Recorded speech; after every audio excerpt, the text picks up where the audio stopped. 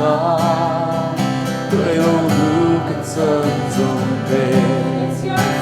cứ chia sẻ lo về oh aro vui e đi chặt na cái ta lo na đi có ngày cái ta sâu na người nghe cái tên amen hallelujah lời qua cái ta đi đi đông na anh đang về yêu cái suy hello không ai lấy được na cái lòng hiểu vui mà anh sẽ amen niềm mong anh sẽ mà anh sẽ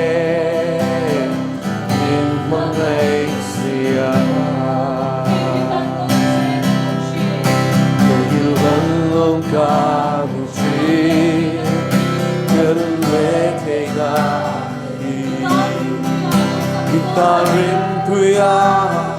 lâu trong phố rose bằng ngày chế các thiên niềm mơ yêu thương thì mày lúc du bằng ngày chân bên bằng ngày xìa ta đi đi đông ta nắng về yêu cái suy hello không ai lấy amen cái lòng hiểu vui mà anh sẽ niềm mong anh sẽ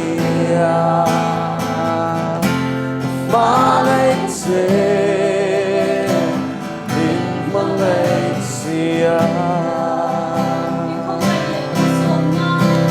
không ngây lên mân sổ na lấy rong thu cái chân dòng về cái chiều sẽ lo về oh aro vui đi chắc na cái ta lo na đi không ngây cái ta sổ na tu để nghe cái tên con sẽ lời ba ta đi đi đông na oh rồi vui anh đang về hi oh cái suy hello không ai lấy được na cái lòng hiểu vui mang anh sẽ mình mang anh sẽ mang anh sẽ mình mang anh sẽ yêu anh mong ta chỉ cần nghe thấy đi ta rin tuya lâu trong phố rose mang ngày chế các thiên niềm mơ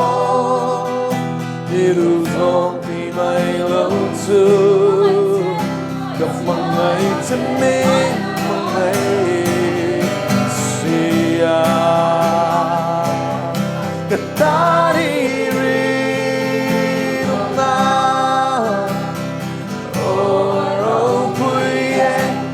đang về hi oh cái suy hello không ai lấy được na cái lòng hi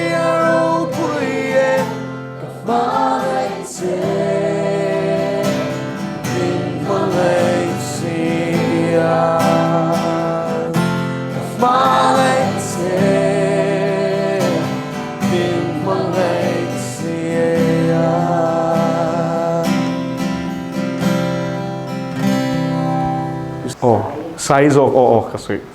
swa trong chai turin kan so manga chuan trong chai zo hian zo na le chan na hun kan mang don nia e tai ron sok theng em pisa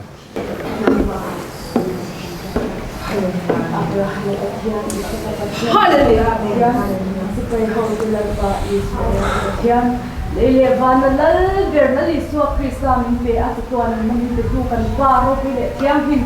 zan din ha le pa hun cha le o min pe hi le pa kan no ma le pa kan chat ba kan tel ba ni ba I khongai na I sangai na I lai na na ba ha ni pe kan she da ba hin le pa le pa amen le pa kan hun man le to zo hun mi sa le pa I kharau tiang min kom pui mi chen chen ni ti kan sia I su kan ne la I ron le ni ti kan sia Amen. A second session na ako. Yan lalpa. O di thutta ka tulalpa po an chwa omle thena tu datan. Kung ay tagin karaw tiyang him nang convertir tu wala utang amje. En zong him thisin him le tu kan nali so mesia min sipay hotel pa Israel ka tiyan Ethiopia kan kalon din kalon Israel. Amen.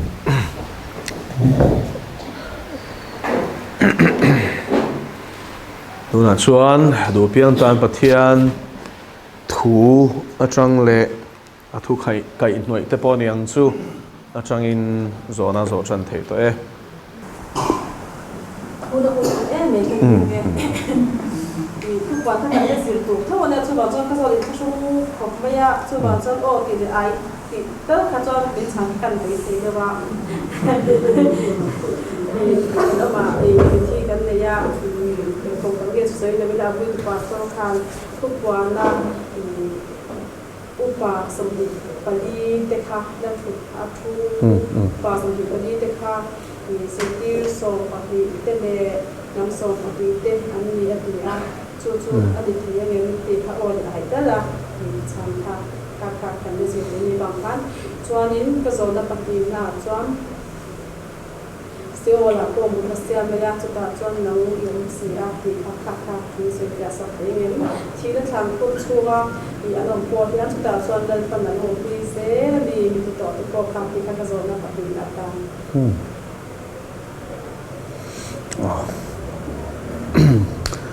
pakhat na kha chu kan shia tangin thupuan bungli bunga chawa khanin muanga upa somni le pali ten pathian lal chut pha sira lal chut pha nei an chuvea rangka cha crown an nei thu te kan muwa bok khupa pathian sibayan buk thu te kan muwa chungu pa somni pali te chu tu tengen ni ti hi bible a hian an ziak mi alawani chu wangin bible na chung te chu an ni e ti amin shil thap lem lo hi chu an ni anga I soi khoi de soi hi a fin thak lawa I amaro chu ni e soi ang chuan pastorin mi thivuina som pani le som pani a then the som ni pali chu upa som ni pali le zirtis upa som ni pali te kha zirti som pani le Israel nam som pani pui pa te an ming an put chan Ruben ate Jacob fa pa som pani te khan ni e tiang zonga asoi kha apom om na lai kan soi fia lokanga ani ka te tot lawania akhangun takin longai thlawla ka chan na kha thupuan bung somni pakhat kan siar hian Jerusalem thar emowan khopui kan ti hi achung chang hi khata khasan sip chiar takin min shila aluna kongka som paniom thu min shila chaklama pathum thanglama pathum marlama pathum chimlama pathuma oma chutiang bokin lungphum som pania nei thu min shila ni chung lungphum som pania le kongkhar som pania te chuanin tirko te lali so Krista zirti som pani te le tirko kan ti te le Israel nam som pani te minga chuan thu min shil bokani chu wangin upa somni pali te po hi an ni thei mai angem amaro chu ta chuan lalpan thil lo thleng tur a hmuh tir ani chuan ani thei dan a oma ani lo ti zonga nial du tan pon zo hana khan kha mu zir ti som pani te kan tel ani chuan zo hana kha ala thi si lowa engtinge ani khatel theiang tia kha zo nam thei chu ni a chu wangin huai takin an ni tia an ming min shil lem lo chuan a sei thei lowa I amaro chu thil ni thei lo hul hual chu ani hran love ti chang o zona panina khan lu chil tai la sam zo za som thum pakwa ami kha iron thur chuaka chu ta chuan se o la mutna siam ma ila chu ta chuan nang yom si ti a chang kha in zong ho lok teng o chang riat kan muha le kalome vana han lo ni la chu ta chuan yom sia atia a chang ngai chia khan sam za som thum pakwa chang riat ni e a zong mek te tan vana han lo ni la chu ta chuan yom sia se o la mutna sia mi la ngai te chu ta chuan yom bok sia atia se o hi mithi omna satlia ni lovin shem hunti na ni ti khalo sia ila chu vain hala hianin shem munom te po hilal pan a ompui tiang zonga soi khachu achi lawanga amaro chu kan pathia ni mun tin a om ani awangin chu sap chong chuanin omni present antini khoi muna po aumani khoi muna po a om zia soi na mai ani e sheola khana cheng ti na ni san lawa chu po chu adu chuanin ami te fantir thei thu chu kan sia ni chu wangin I vara han lo ni la chu ta chuan I om sia tia van po atania I sheol po asia mania athil sia ma kha chuanin adu tokin I alutin a chuak theya khang mun kha om zia chu atan thuru ki nom velo ti na ni chu I apo phak lovin ain khar khip love ti na mai ni e I sheola lalpa acheng lawang ti kha chu kan sia a chan chu vana alal thut phaum thu khamin shilani ben sheola mutna siam ila atiom zia chu hela hian sam ziak tu hianin mun rap thak le a pathian hi heta hian om lawang a ti tur muna po zuk om tumin pathian laka biruk tum ma ila chu ta po chuanin lalpa hianin engkim amu tlanga wangin a om sia tiom zia chu ni a chu ta po chuanin amit laka amu thei nge amu phak lovin ka biru thei chuang lo min mudon tho sheola po khan ati nani e hello soi khayamo oh khamwa la thucha soi na hidu mana soi la to ti wina to soi lo ni to mo chu ta chuan I an soi da na chuan sheola mutna siam mai la ti kha mithi te hilal pana ompui tiang zong in an soi fia mo thlan khur ching a po ompui zel tiang in an soi mo I chulai thlan khur chunga a ompui le a ven thu chu kan hmuwa ma se sheol hi chu thlan khur ani lova shem hun ani chu vain kha tiang zonga helai chang soi kha chu adiklo kha chu diklo ti thei tlat a chan chu heta hian sheol ti hi hebrai chong ani a Greek chonga shem hun soi na man chu Hades ani a Hades le sheol hi thumun ani tin thutlung lu hian in sia tu chu mithi khwa ati le thutlung tharapwa mithi khwa ti te hi shem hun ti na thawani chu wangin sheola mutna siamila ti chu pathian in mithi to te hian thlana ompui tiang zonga soi fia kha chu diklowa shem hun atla te lalpan ompui mi alo chu shem hun tu ania lalpa om lo na kha o mangai tu om ve lo na kha ti shem hun tu pakhat ani ve chu be se no mi alo kha chu wain kha chu diklova ammai ro chu lai chuanin iron soi ta ka chuan I amithiang lim thi to te taksa a hi avantir ko ten an veng ani ti alan na chu juda le khathona khana lang thlat meya chu mosia ruang I Mikael le Lucifer ten anin chu khan I khami kha thil dang de so yani kha chuanin juda kha chuanin I pathian chi na nei mi alo ten vantir ko te ta pathian mithiang lim te ngei po an soi chebong po ka pathian chi na nei lova I an adzia an an sual zia soina nia chu ta chuan Mikael meu po khan Lucifer kha Moses ruang in chu khanin a haungam lawani lalpan zil hau che ro se ti kha aron kot chhuak ania khami thu soifia tumna lama khan chu wangin Moses ruang po kha avantir ko chung nung ber Mikael khan aveng thlat mai ni I aven chana chu heta thupon mung som pakhat kan zir khona khan ala fian afia chhotura ngai la chu wangin ni lalpa hian mi thiang lim te tik tak sa thi to hi angai poimo ti kha chu a hria tani khat rang khan a chan chu he lei tak sa nge hi vuta changma sela lalpan thole tak sai min la thak sak le don ti hi mi thi tho le na hian thleng don ti hi kan hria ta ngaya chu kan thurin Christian thurin Paul ka sei lo Christian thurin a foundational doctrine kan ti kan rin na lungphum paruk te zinga pakhat ani nge mi thi tho le na hi chu wangin kan taksa hilal panangai poimo khop meng chu wanga kan dam lai po a temple ani thu le ata na vong thiang lim tur min ti khania romung som pania te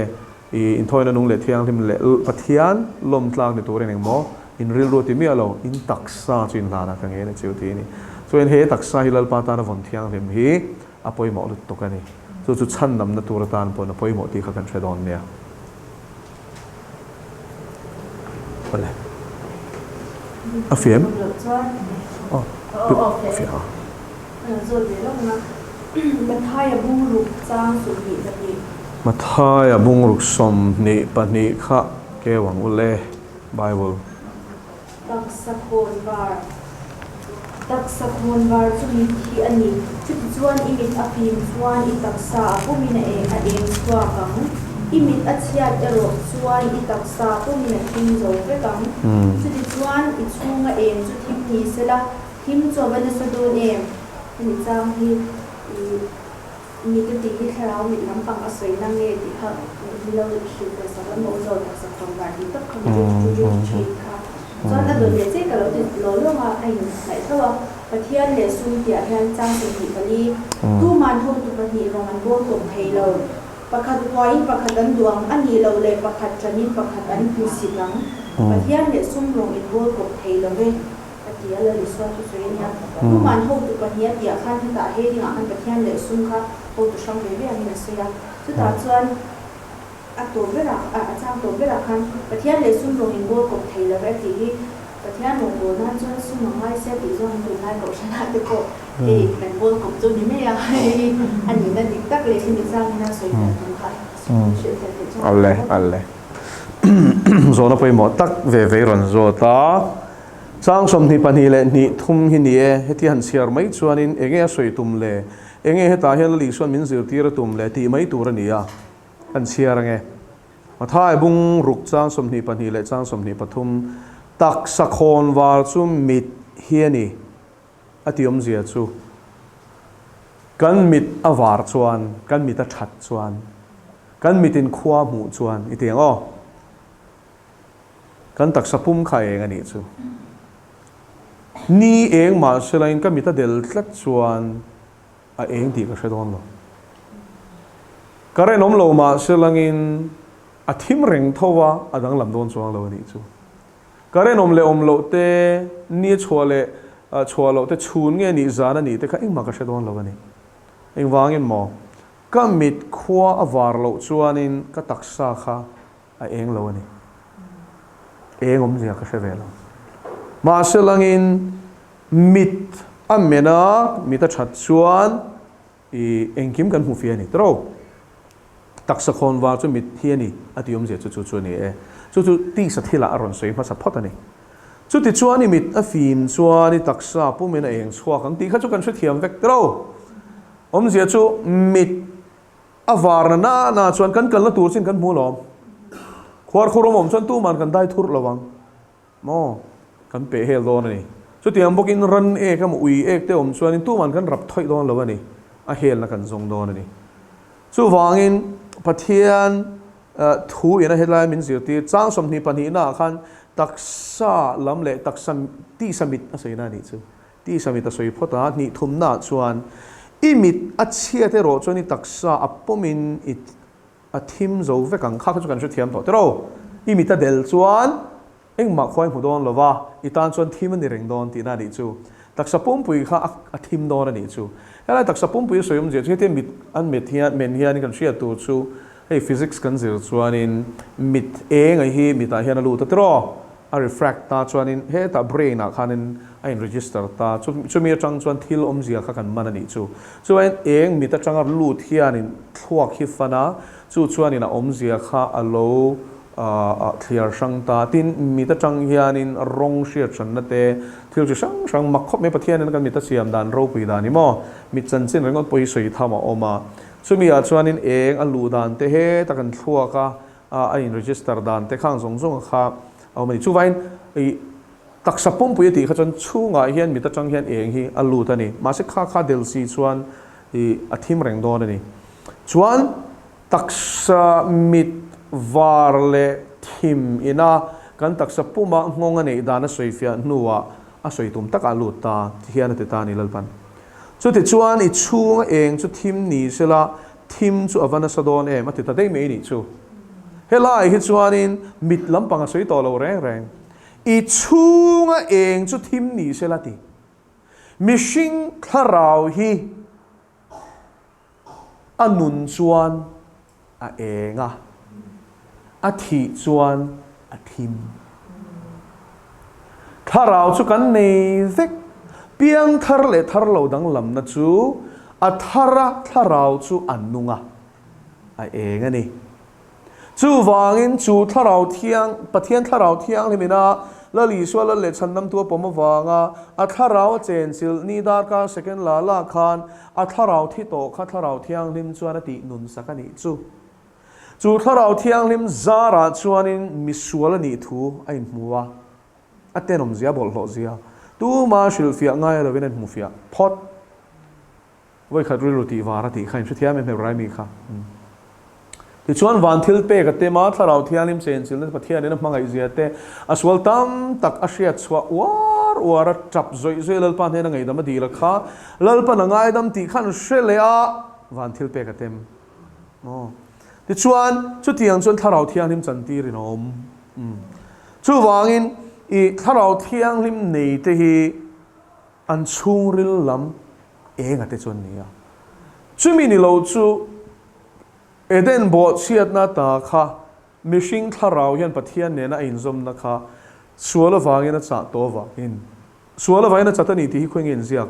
isa ya bung som nga pakwa chang ni a in ziak ani in bo chiat na te chuan isai bung som nga pakwa chang nia khan enula in bo chiat na te chuan pathian laka ati then chewani ti tro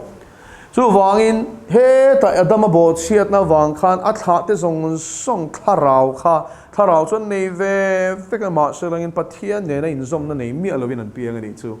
eng ti ka changin nge chu chuan ni le pathian ne na in zom lo tin zo na siam ta le bible min chang chiang lu tu ke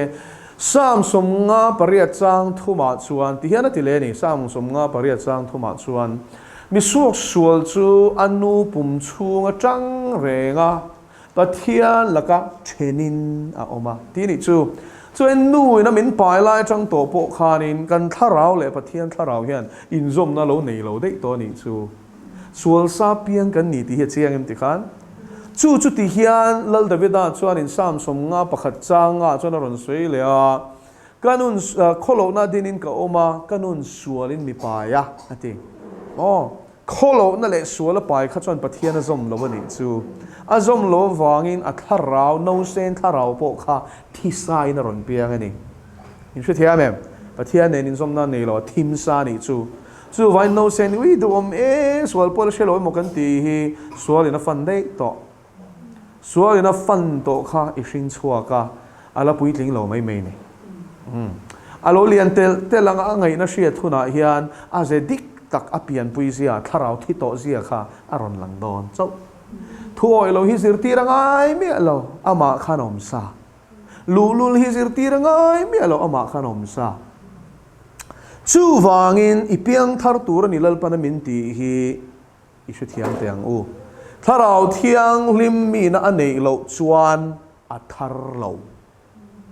thar thei lo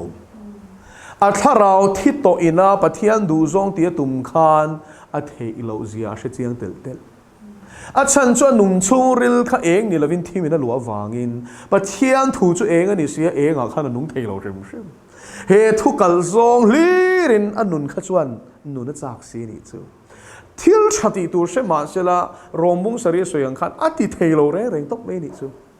chu wangin pathian du da na nung tur chuan pian thar photangai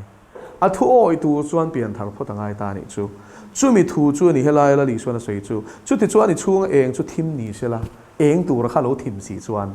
thim chu awana sa don eng om je heta hela li chuan a soi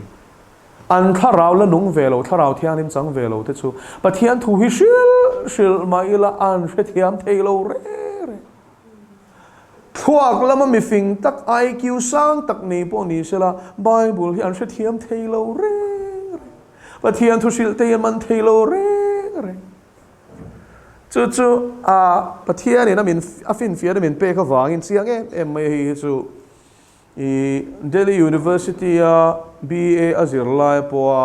topper ni khania thuak lama chon har sat na nei lo sap tong thiam na lama po comprehension kan ti English shia thiam na khanin topper ni pha kha chu tin Delhi mai po ni lovin Asia rama school chhaber azir chuak ani chu wan sap tong thiam lama khan har sat na nei lo ani ama chu bili apiang thar lo ani chu thuak lama chon chalu tok ma se piang thar lo tharau thi ani chu ti chuan a piang thar si lo kha piang thar na chungchang soifiana Billy Graham le khabu ziak peace with God pathian ne na in rem na ti chu ka present ani chu hei hi lo chiang ro ka ti ni chuan thlai nga moza ta rol nu akhan kan in mole I chia rem ka le ho pek che kha ka tia chia re I she thia mem ka tia thiam lo ti ka she thiam lo ti go now sap trong thiam lo ti na mi ti do ni la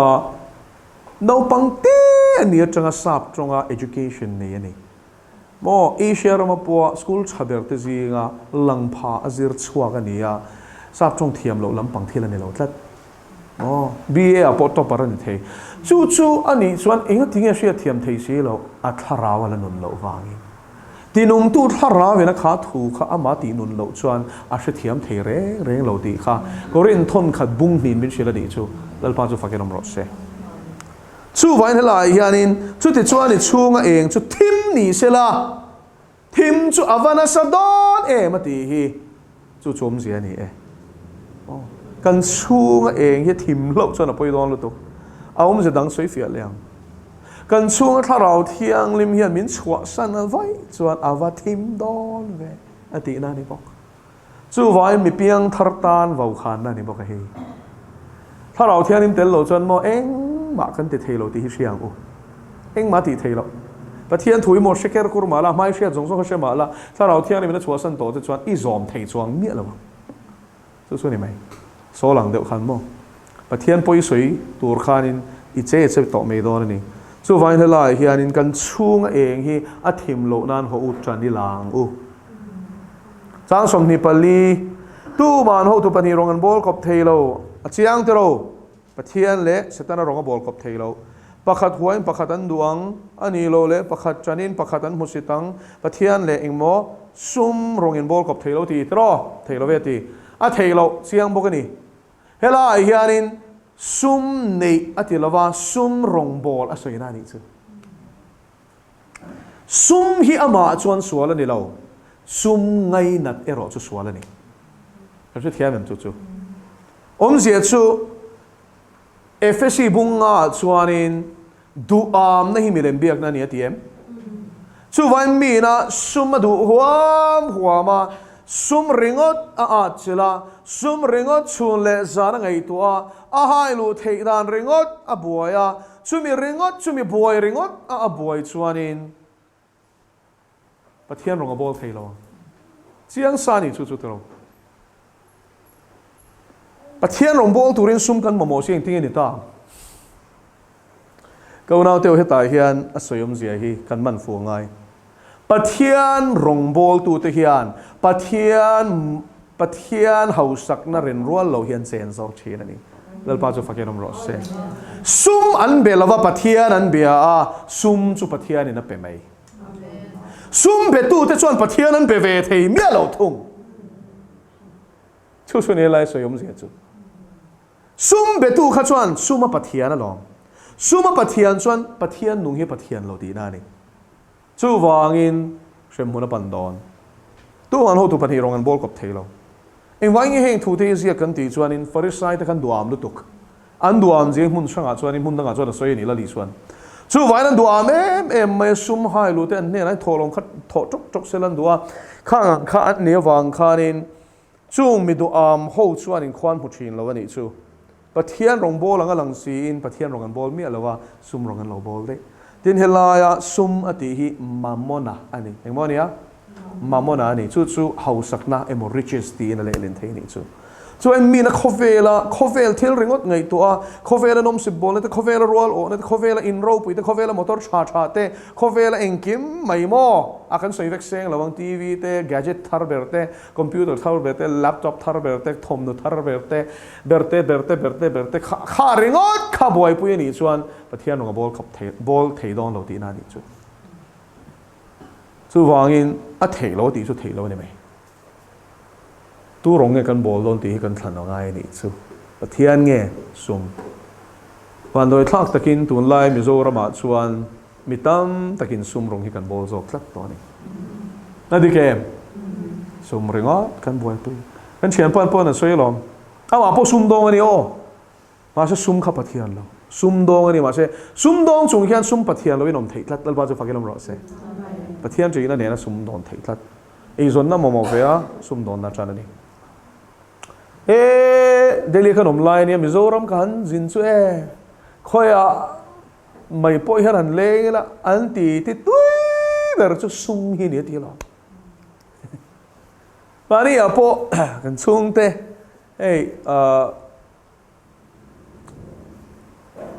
Missouri school chang kang taka English zirti tu ania chuan pension thak khopin a zirti ve ni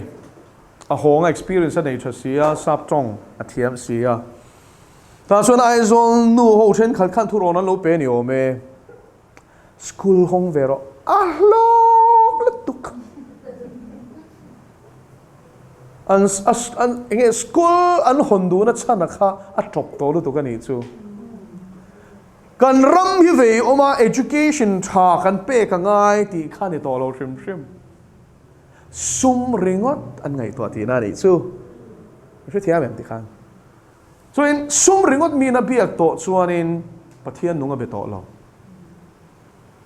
ka khom ji chu ni